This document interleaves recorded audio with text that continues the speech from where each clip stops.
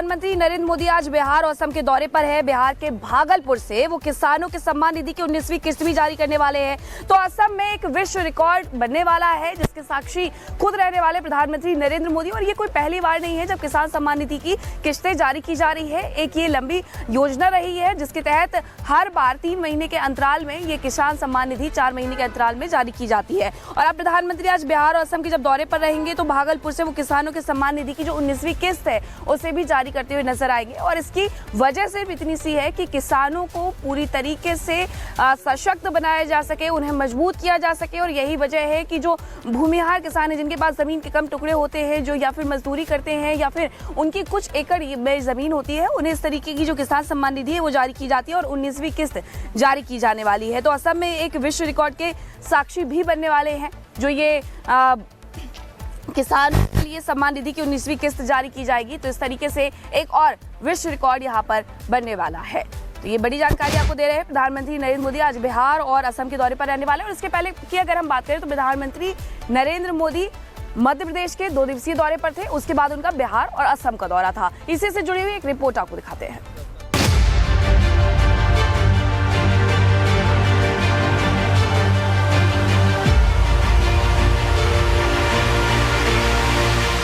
PM Modi इन दिनों 3 राज्यों के दौरे पर हैं। अपने इस दौरे पर पीएम मोदी आज बिहार और असम जाने वाले हैं। दोनों ही राज्यों में पीएम मोदी कई कार्यक्रमों में शामिल होने वाले हैं। पीएम मोदी आज पहले भागलपुर जाएंगे।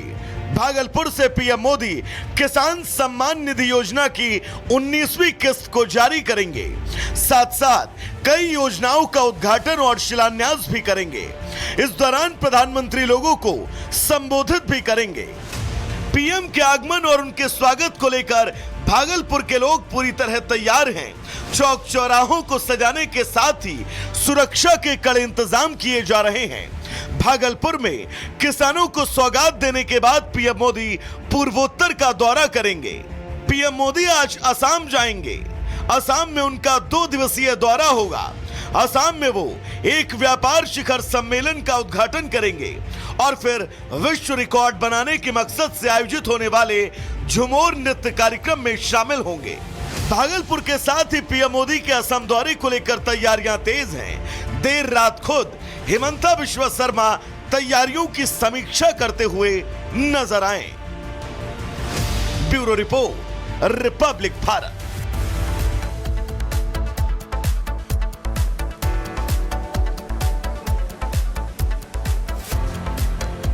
तो ये तो बात हुई प्रधानमंत्री नरेंद्र मोदी के आज के दौरे की, यानी कि असम और बिहार आज पीएम जाने वाले हैं। लेकिन बीते दिन प्रधानमंत्री नरेंद्र मोदी मध्य प्रदेश के छतरपुर में मौजूद रहे। उनके इस दौरे की भी बात करना बेहद जरूरी हो जाता है, क्योंकि बागेश्वर धाम में वो मौजूद थे।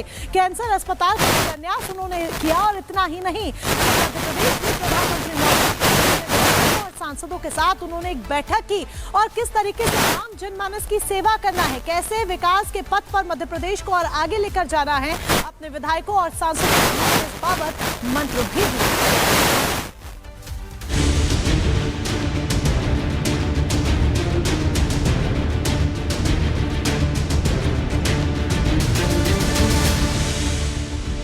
रविवार को पीएम मोदी मध्य प्रदेश के दौरे पर थे। अपने कार्यक्रम में वो पहले छतरपुर में बाबा बागेश्वर धाम गए और फिर वहां से लौटते ही पीएम मोदी ने भोपाल में एक अहम बैठक की। बैठक में पीएम मोदी ने मध्य प्रदेश के सांसदों और विधायकों को जनता की सेवा का मंत्र दिया। करीब 3 घंटे चली प्रधानमंत्री की ये पाठशाला। बैठक में प्रधानमंत्री ने लगभग सभी की बातों को सुना और उनसे सवाल भी किए। पीएम ने विधायकों सांसदों को अच्छा जनप्रतिनिधि बनने की सलाह दी। उन्होंने कहा, केवल चुनाव के समय नहीं, हमेशा जनता के बीच रहिए। पीएम ने नसीहत दी कि जनप्रतिनिधि जनता के सेवक बनकर काम करे, मालिक बनकर नहीं। सरकार की योजनाओं को जनता तक लेकर जाएं। योजनाओं के बारे में बताना जनप्रतिनिधि की जिम्मेदारी है। सभी प्रकार की चर्चाएं हुई। विधायकों के लिए, सांसदों के लिए क्या करना चाहिए, हम जनता में कैसे लोकप्रिय बन सकते हैं, किस तरह का हमारा आचरण होना चाहिए। बहुत एक अच्छे प्रबोधक और अध्यापक के रूप में प्रधानमंत्री जी ने सभी को संबोधित। 2-2.25 घंटा उन्होंने एक गार्जियन के रूप में एक कर्तव्य बताया कि विधायकों को क्या कर्तव्य होता है और जनता की कैसे सेवा की जाती है, उसमें चर्चा हुई है, एक पारिवारिक चर्चा हुई है। वन टू वन चर्चा भी आपसे टेबल पे बैठकर आए क्या? नहीं, 1 to 1 नहीं, बैठ के उन्होंने माइक के माध्यम से हम लोगों से क्वेश्चन किया, हम लोगों ने जवाब दिया, हमने जो क्वेश्चन किया उसका उन्होंने आंसर दिया। जो एक अच्छे अभिभावक, जो एक गुरु अपने शिष्यों को और विद्यार्थियों को बताते हैं। मैम, क्या कुछ टिप्स दिए, कुछ आप लोगों को जीवन से जुड़े? जीवन में उतारने के लिए धन के ऊपर बात हुई, विधायकों को अपने क्षेत्र में कार्य करने की प्रेरणा मिली। पीएम मोदी की इस बैठक में विधायकों, सांसदों को क्या मंत्र मिला, ये तो आने वाला समय ही बताएगा। देखना होगा कि विधायकों सांसदों को दिए गए मंत्र का वो किस तरह से इस्तेमाल करते हैं। Bureau report, Republic Bharat.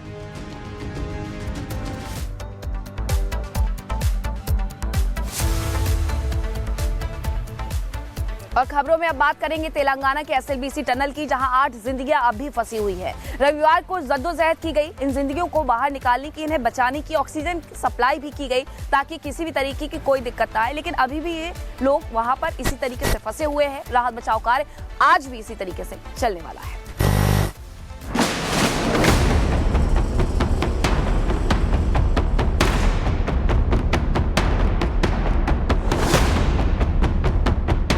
Telangana में श्रीशैलम लेफ्ट बैंक नहर परियोजना में फंसे 8 लोगों की जान को बचाने के लिए बीते 2 दिन से कोशिश हो रही है।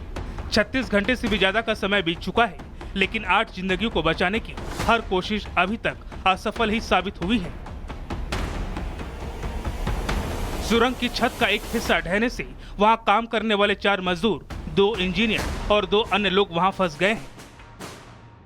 ये हादसा पॉइंट नंबर 14 किलोमीटर पर हुआ। रविवार को रेस्क्यू टीम उस जगह के बेहद करीब पहुंच गई थी जहां हादसा हुआ, लेकिन काफी कीचड़ और दलदल होने की वजह से वहां पहुंचना चुनौती बन गया। इस बीच तेलंगाना सरकार सेना, नौसेना, एनडीआरएफ के साथ बचाव कार्य कर रही है। एनडीआरएफ टीम है, डिफेंस टीम से नाविक भी आ रहे हैं। So we are not sparing any effort. फिलहाल तेलंगाना में एनडीआरएफ की टीम और दूसरे सभी लोग 8 जानों को बचाने की कोशिश में लगे हैं। पूरी कोशिश है कि सभी लोगों को सुरक्षित बाहर निकाल लिया जाए। Bureau report, Republic Bharat.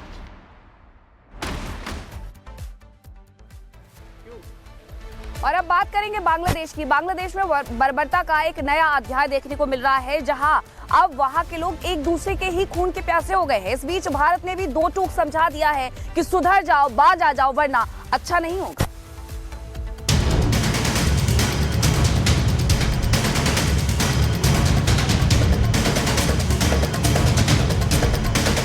कट्टरपंथ में पाकिस्तान को पीछे छोड़ने पर आमादा बांग्लादेश में एक बार फिर हिंसा का नया दौर शुरू हो गया है।